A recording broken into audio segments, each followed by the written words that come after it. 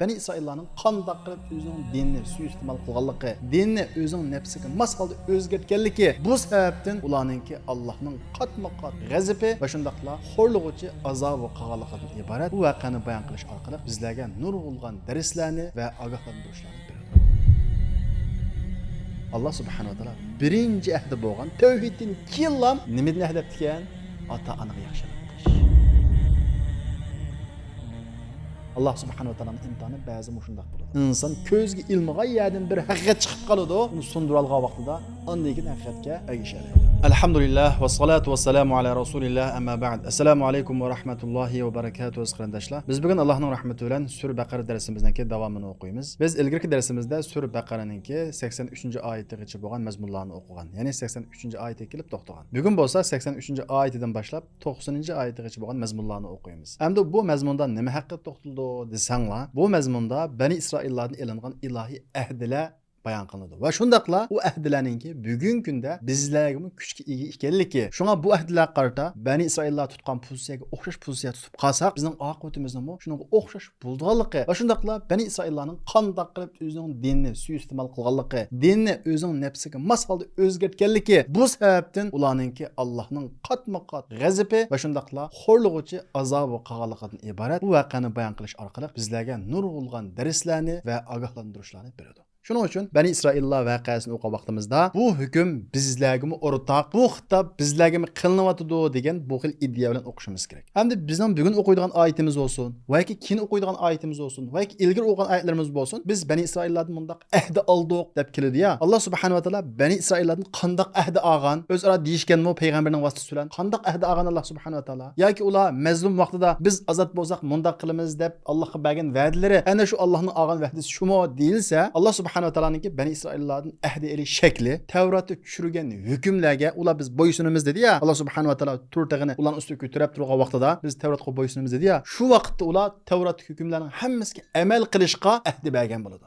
Demak, Yahudilar Tavratni qabul qildimi? Tavratning ichidagi hukmlarni amal qilishga Alloh subhanahu va taologa va'da bergan, Alloh bilan to'xtam tuzishgan bo'ladi. Kel shuningdek biz musulmonlarmi Allohga ishondik, Qur'on Karimga ishondik degan vaqtimizda Qur'on Karimdagi hukmlarga amal qilishga Allohga va'da bergan bo'lamiz. Alloh subhanahu va taolo bizdan boshqa xil bir shaklda va'da olmaydi. Biz musulmon dedikmi? Musulmon degan nima degan gap? Qur'on Karimga ishonaman degan gap. Qur'on Karimni e'tirof qilaman degan gap. Qur'on Karimga amal qilaman degan gap. Qur'on Karimdagi jazoni yemayman, o'g'irlik qilmayman, yolg'on aytmayman, zina qilmayman, tuhmat qilmayman degan mushu hukmlarning hammasiga men amal qilaman, Allohning hukmiga taslim bo'laman deganlik bo'ladi. Ya'ni musulmonlik salohiyat bizlardan mushuni talab qiladi. Demak, Qur'on Karim ba'zi olimlarimiz aytgandek, bir musulmon bilan Allohning o'rtasidagi bir ilohiy to'xtami. Şu Allah Teala Kur'an-ı Kerim'de yeni bir ayette ya eyyuhellezine amenu awfu bil uqud deydi. Ey Allah kişengen kişiler toxtamga vapa qilinglar deydi. Qaysi toxtamga? Allah subhanahu wa taala Qur'on-ı Kerim'de tushirgan hukmlar bor ya, shunga amal qilish orqali Allohga bergan va'danglarga amal qilinglar, o toxtamga amal qilinglar degan bo'ladi. Şuna bu Bani İsraillarga Allah subhanahu wa taala boshqa shaklda emas, shu Tavratda hukmlarni tushish orqali ular biz buni e'tirof qilamiz, amal qilamiz dish orqali ularning o'rtasida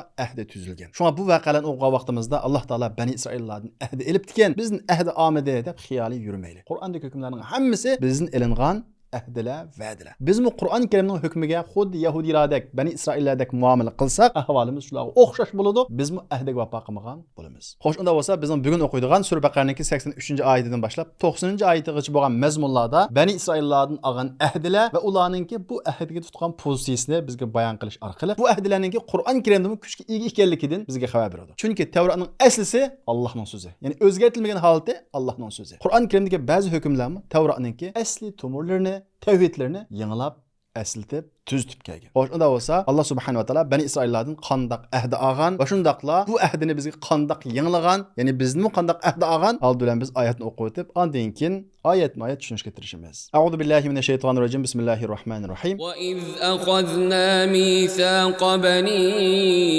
Israila la ta'buduna illa Allah wa bil walidayni ihsanan wa bil qurba وبالوالدين إحسانا وذي القربى واليتامى والمساكين وقولوا للناس حسنا وقولوا للناس حسنا وأقيموا الصلاة وآتوا الزكاة ثم توليتم إلا قليلا منكم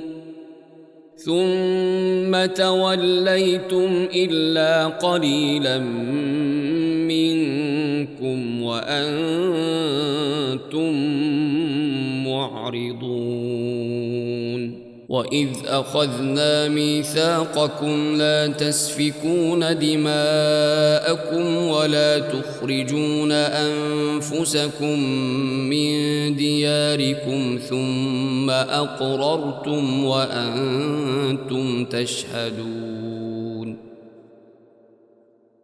ثم أنتم هؤلاء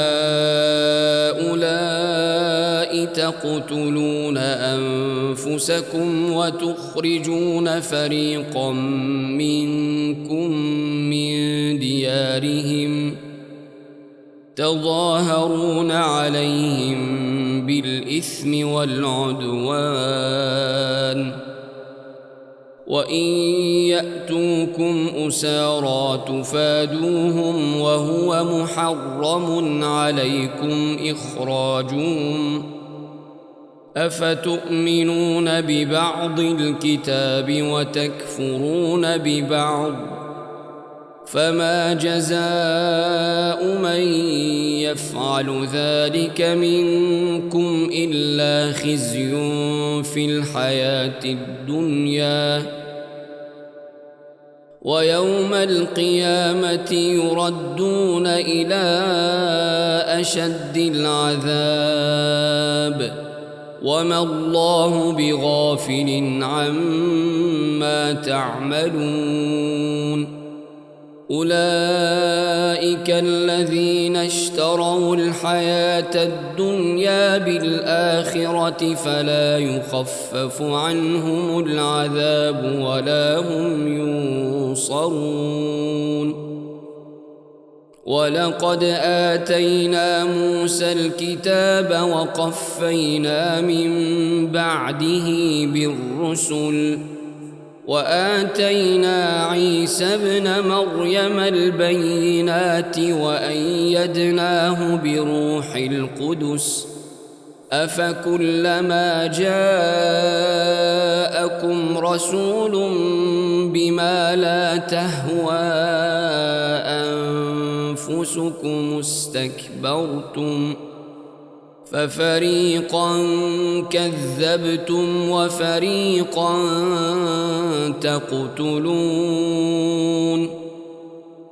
وقالوا قلوبنا غلف بل لعنهم الله بكفرهم فقليلا ما يؤمنون ولما جاءهم كتاب من عند الله مصدق لما معهم وكانوا من قبل يستفتحون على الذين كفروا فلما جاءهم ما عرفوا كفروا به فلعنة الله على الكافرين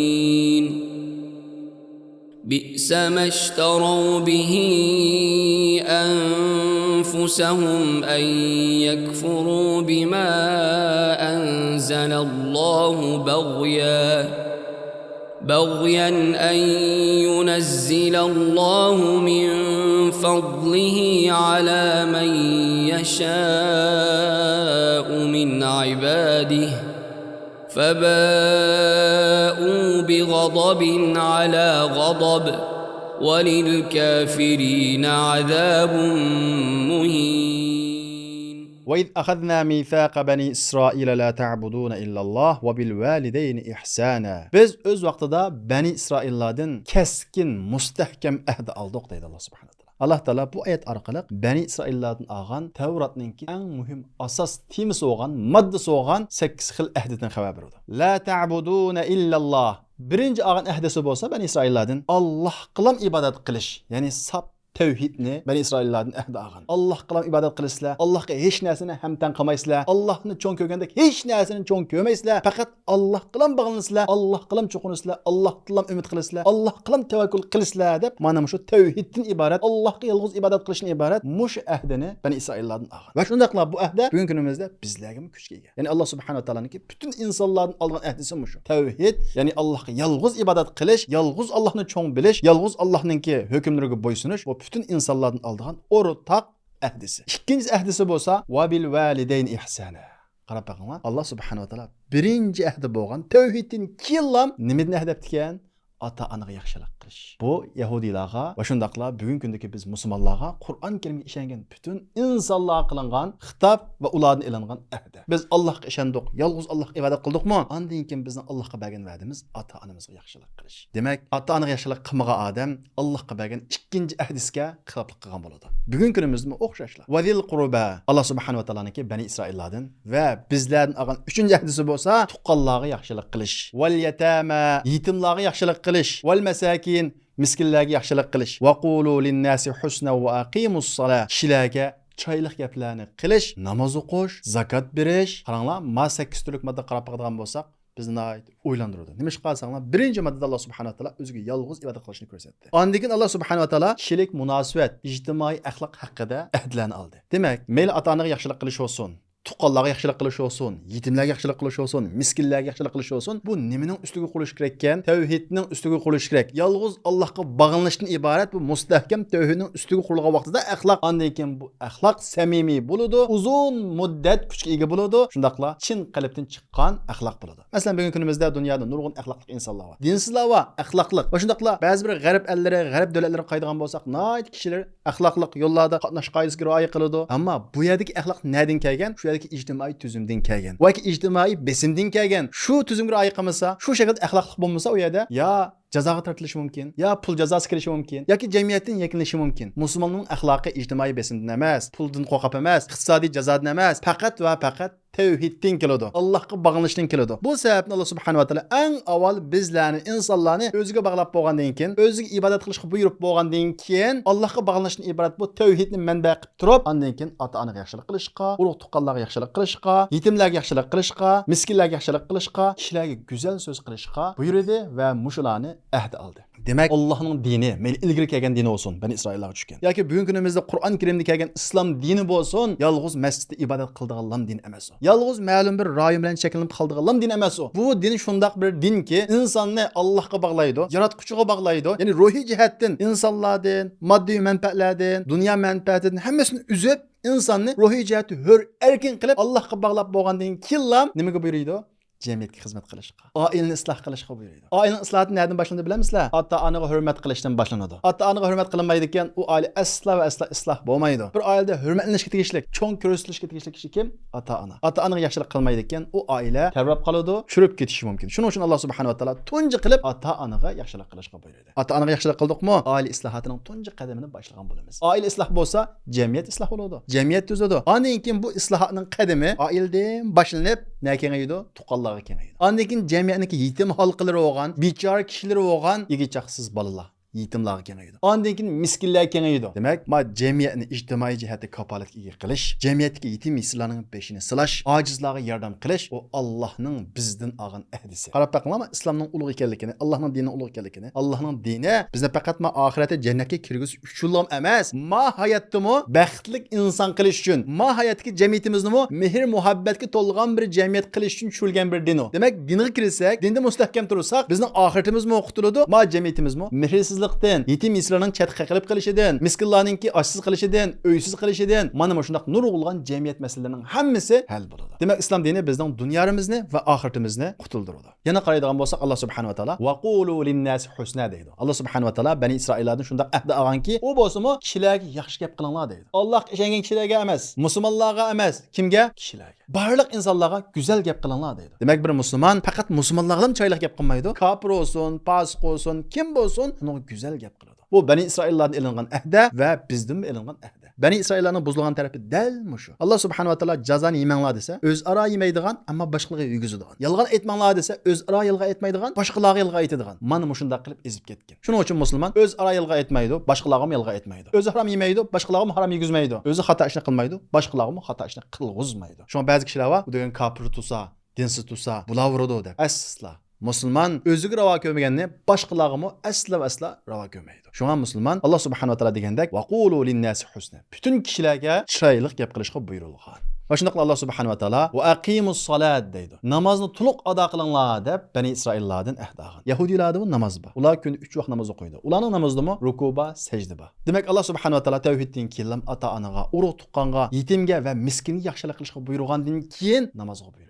Nima uchun tavhiddan keyin namozga buyurmadi? Chunki namozning maqsadi nima? Insonni Allohga bog'lab, u insonni kishilik munosabatda bo'lsin va boshqa butun axloqlarda go'zal inson qilib yetishtirish. Shuning uchun Alloh subhanahu va taolo innas solata tanha anil fahsha'i wal munkar deydi. Namoz yomon va munkar ishlardan to'sadi deydi. Demak, sizning namozingiz yuqori tilga olingan axloqlarni meva bersa, undan keyin haqiqiy namoz bo'ladi. Yuqori axloqlarni meva bermaydi ekan, sizning o'qigan namozing'iz mevasiz daraxtga o'xshaydi. Undan keyin Alloh subhanahu va taolo va atuz zakat, ya'ni Bani Isroillardan zakat beringlar deb ahd oldi. Va shundaqla bizdinmi Alloh subhanahu va taolo zakat beringlar deb ahd ilig'liq. Demak, meyli namoz bo'lsin, meyli zakat bo'lsin, uning asosiy mohiyati maqsadi. Namoz insonni o'zining nafsiga qul bo'lishdan, havoy havasiga qul bo'lishdan saqlab Allohga bog'lasa, zakat insonni o'zining mol dunyosiga bog'lanishdan saqlab Allohga bog'laydi va shundaqla jamiyatga manfaat yetkazish orqali insonni jamiyatga bog'laydi va shundaqla jamiyatda inoqlik barpo qiladi. Demak, Alloh subhanahu va taoloninki namoz va zakatni keyin bayon qilishi, yuqorida bayon qilingan u axloqlar namoz va zakatning mevasidir deganga ishorat qilgan bo'lishi mumkin. Alloh to'g'risini bilguchi.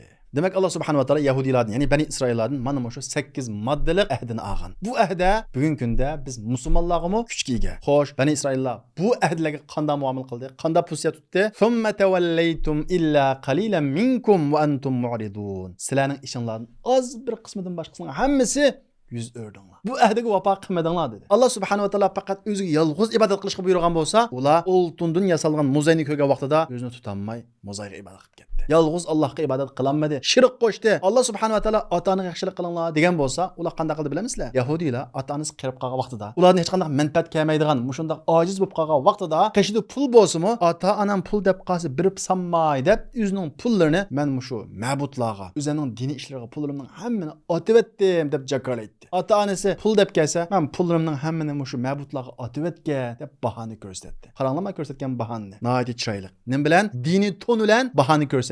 Xuddi taqvo kishidek men mol dunyorimni ma'budlarga otib etib ketganman deb ota-onaga yaxshilik qilishdan bosh tortgan. Lekin tijoratning epi kelib qolsa va yoki nafs tortadigan bir ish udul kelib qolsa, pul lozim bo'lib qolsa, u pullarni ishlatib bergan. Bu sababni Alloh subhanahu va taolo ulardan mush ahdini olgan. Va shundaqla Alloh subhanahu va taolo tuqqanlaringlarga yordam qilinglar deb ahd olgan bo'lsa, ular tuqqanlarga yordam qilgan, lekin o'simga yordam qilgan. Pul bergan, o'sim bilan qarzga bergan. Qaytira vaqtda o'zini qo'shab olgan, ammo qaytarolmasa, tuqqanlarning bolallarini ko'chaga chiqib tashlab, o'ylarini tortib olgan, mol-mulkining hammasini yavagan. Va qulu linnasi husna. Kishilarga yaxshi gap qilinglar degan bo'lsa, ular o'zining ichidagi yahudiylarga yaxshi chiroyli gap qiladi, lekin undan boshqa har qanday kishilarni tuvan ko'rib, ularga chiroyli gap qilmaydi.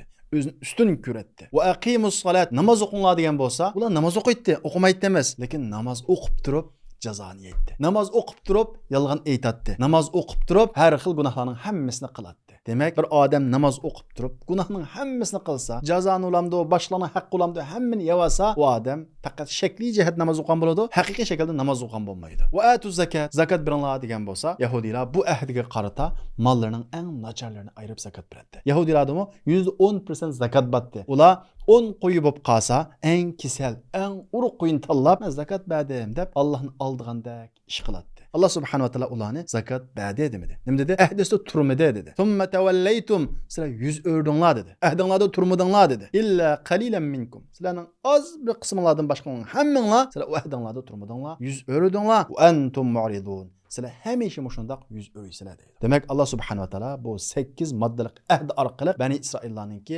abdi bashasini bizga echib berishlan birga, bizning u ahvolga tushib qolmasligimiz uchun Alloh subhanahu wa taala bizlarni ogohlantiradi. Masalan, biz jamiyatimizni qirab qoladigan bo'lsak, ba'zi bir illatlarninki bizlarda jamiyatimizni kullayotganligini his qila olamiz. Alloh subhanahu va taolo bizni Bani Isroillarga o'xshash holatga tushib qolishdan saqlasin. Undan keyin Alloh subhanahu va taolo ya'ni Bani Isroillardan olgan ahdlarni bizga xabar berish orqali yana bizni ogohlantiradi. Va id akhadna mithaqakum la tasfikuna dima'akum, va biz sizlardan ahdi olgan edik. Keskin ahdlarni olgan edik. Nim deb? La tasfikuna dima'akum. Qonlaringlarni to'kmaysizlar. Va la tukhrijuna anfusakum. O'zinglarni yurtinglardan chiqarmaysizlar deb mushundaq ahdi olgan edik. Thumma aqrartum. Ondan keyin sizlar uni iqror qilgan edinglar. Uni e'tirof qilgan edinglar. Va antum tashhadun. Sizlar uningga guvoh edinglar. O'zinglar guvoh bo'lgan buningga. Qarab qilgan bo'lsak Alloh subhanahu va taolo Bani Isroillardan qininglarni to'kmaysizlar deb ahd olgan. Bir-biringlarninki yoki boshqalarning qinini emas, qininglarni to'kmaysizlar deb ahd olgan. Nima uchun? Allohning nazarida bir jamiyat bir tanga o'xshaydi. Bir odamninki yana bir odamni o'ltirishi, qini to'kishi xuddi u o'zining qini to'kkanga o'xshash. Shuning uchun Alloh subhanahu va taolo la tasfikuna dima'akum. Qininglarni to'kmaysizlar deb mana shunday ahd olgan. Thumma antum haula'i taqtuluna anfusakum. Ondan keyin sizlar o'zinglarni o'ltirdinglar. Ya'ni bir-biringlarni qanday qildinglar?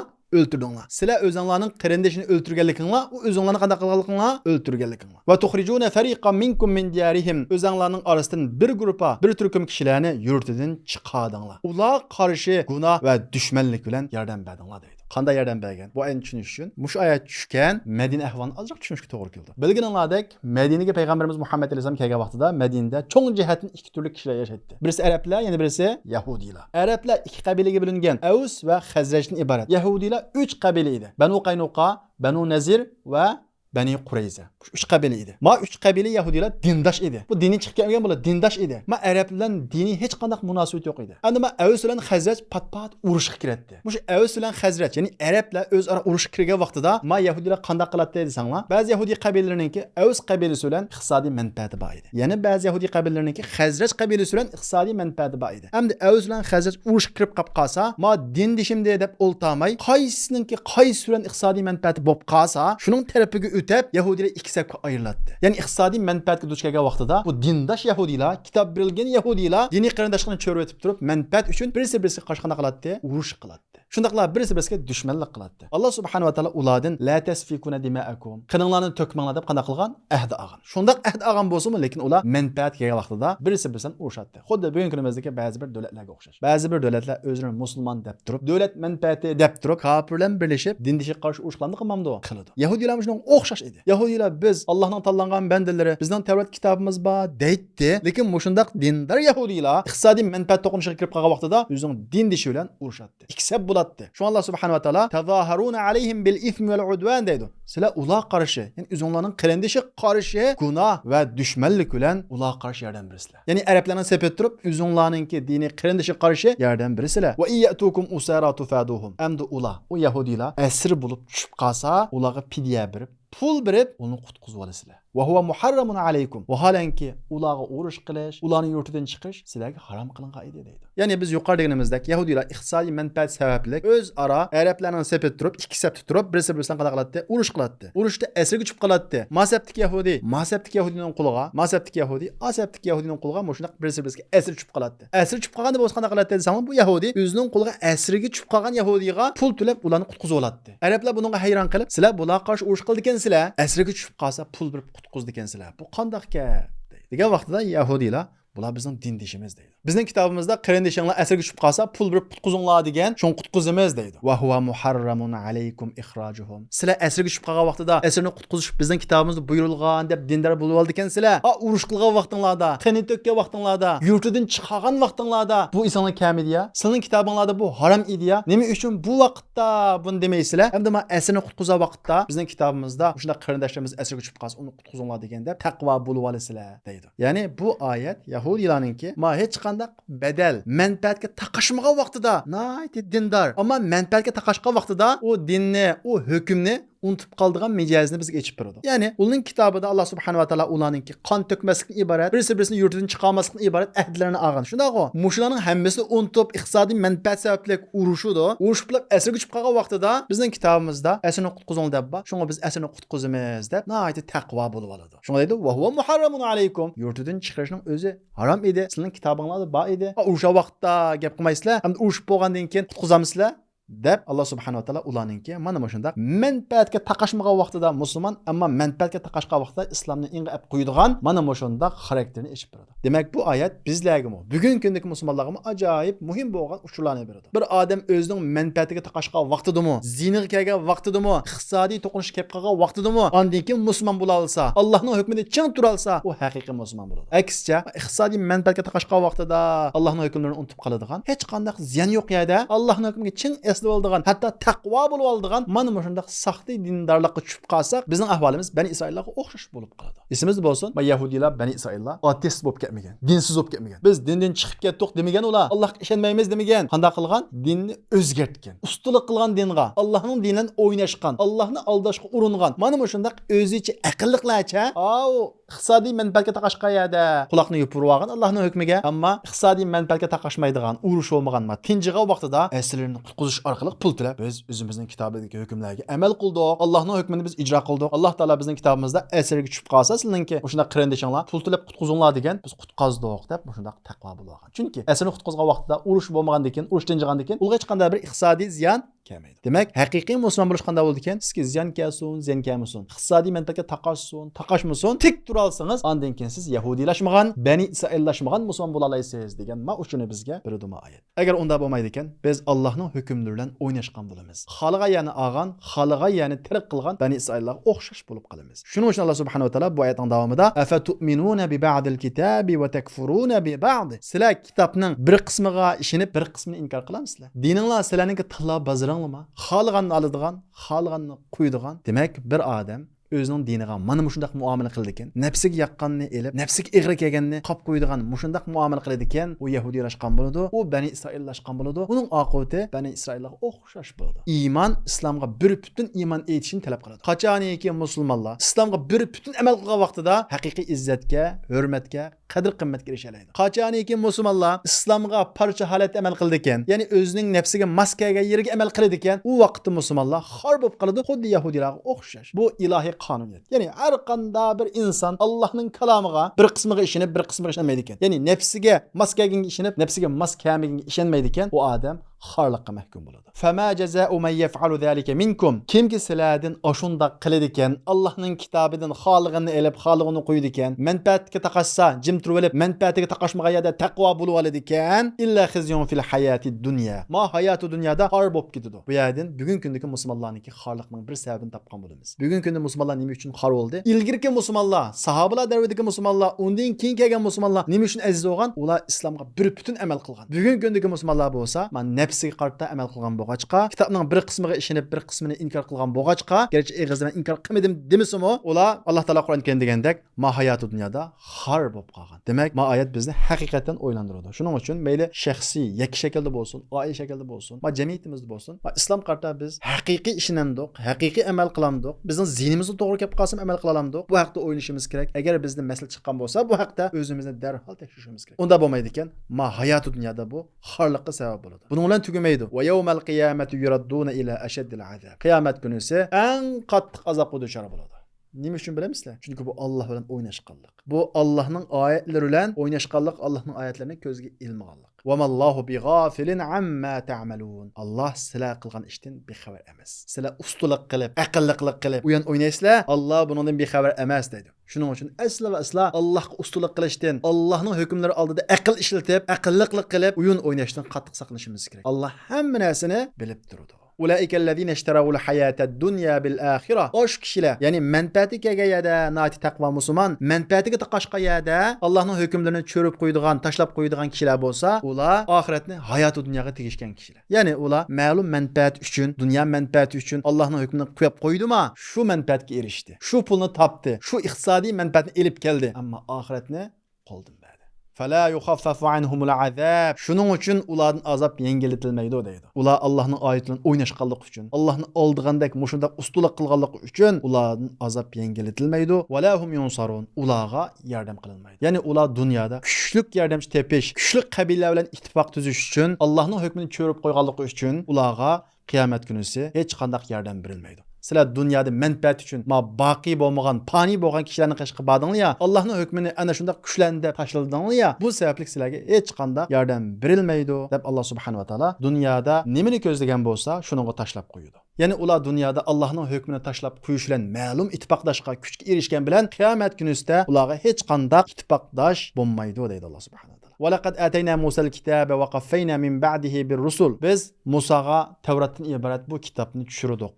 Ba'du waqaffayna min ba'dihi bir-rusul. Undan keyin payg'ambarlarni oqmoq avatdik. Ya'ni insonni Alloh subhanahu va taolo hech qachon payg'ambarsiz, yetaksiz tashlab qo'ymadi. Va atayna Isa ibn Maryam al-bayyinat. Isa ibn Maryamga uchuq ro'shan dalillarni berdik. Nimadan iborat? O'likni tiriltirishdan iborat. Ko'r odamning ko'zini eshitishdan iborat. Mana bu shunday hamma odam ko'ra oladigan uchuq faktlarni, dalillarni berdik. Va ayyadnahu bi ruhil qudus. Jibril bilan u Isa alayhissalomni kuchlantirdik deydi. Alloh subhanahu va taolo Jibril alayhissalomni Isa alayhissalomga xuddi qo'g'dug'ichidek yordamchi qilgan. Afa kullama ja'akum rasulun bima la tahwa anfusukum istakbartum. Har vaqt bir payg'ambar sizlarning ko'nglingizni yoqmaydigan bir ishni elib kelsa, uning cho'ngchilik qilamsizlar. Takabburlik qilamsizlar. Fariqan kazzabtum va fariqan taqtulun. Bir qisminglar payg'ambarlarni yolg'onchi dedinglar. Yana bir qisminglar bo'lsa payg'ambarni o'ldirdinglar deydi Alloh subhanahu. Demek Allah subhanahu wa taala bu ayet orqali Bani İsraillarniki tekrar o'tkazgan xatoligini bizga so'zlash orqali bizni ogohlantiryapti. Ular qanday cho'ngchilik qilgan bilamsizlar? Allohning oyatlari qarta. Keyingi oyatda Alloh taolo deydi: "Va qalu qulubuna gulf." Ular bizning qalbimiz to'lgan degan. Ya'ni bizning qalbimiz pechaklanib bo'ldi, ichi to'shab bo'ldi, qalbimizning eg'izini ityaptiq degan. Ya'ni bir payg'ambar kitobni bilan elib kelsa Alloh taolo tushirgan. Bu yahudilar nima degan desanglar, biz bilamiz. Biz hammani bilamiz. Bizning qalbimiz g'ulf, to'lgan, pechaklangan. Og'zini itib bo'ldik biz. Ehtiyojimiz yo'q bizning deb mana shundoq cho'ngchilik qilgan. Bu xuddi bugungi kunimizdagi bir haqiqat so'zlansa, biz bilamiz deb haqqavurlik qilib, haqiqatni inkor qilgan, haqiqatni ko'zga ilmagan kishilarga o'xshaydi. Demak, bir odam o'zining bilimini pash qilib turib, ochiq haqiqatni men bilaman deb rad qiladi ekan, u yahudiylaşgan bo'ladi. Bal la'anahumullohu bi kufrihim fa qalilan ma yu'minun. Unda emas, ya'ni ular biladi emas, ular bilmaydi ular. Balki Alloh subhanahu va taolo ular kufr bo'lganlik, ya'ni inkor qilganligi sababli cho'ngchilik qilib, Alloh subhanahu va taolo ularga la'nat qildi. Fa qalilan ma yu'minun. Ulardan iymon etdiganlar nayt az. Ya'ni qalbidagi kibrni sundirib turib, o'zi ustun tabiqida bo'lsa-mu yoki shunda qarvagan bo'lsa-mu, o'zini haqiqat jamiyatga tuvan tabiqidan kelgan bo'lsa-mu, o'zining qalbidagi o kibrni sundirib turib, haqiqatga bo'ysundiganlari, iymon etdiganlari az deydi. وَلَمَّا جَاءَهُمْ كِتَابٌ مِنْ عِنْدِ اللَّهِ مُصَدِّقٌ لِمَا مَعَهُمْ.